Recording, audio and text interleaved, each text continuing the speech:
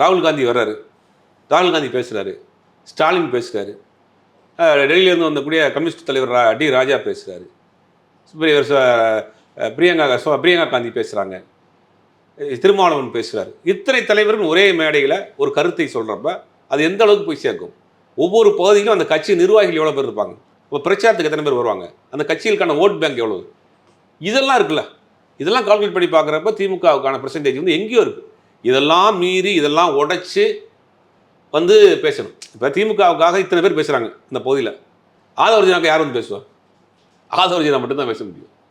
Already இந்த கட்சியில் இருக்கக்கூடிய இந்த ஓட் பேங்க் இது வந்து எல்லா இடத்துலையும் அப்ளை ஆகும். விஜய்க்கு விட்டுருங்க, விஜய் கணக்கு விட்டுருங்க. விஜய் தனியாக இண்டிவிஜுவல் மாஸ் அவருக்கு டஃப் கொடுப்பாருங்கல்ல.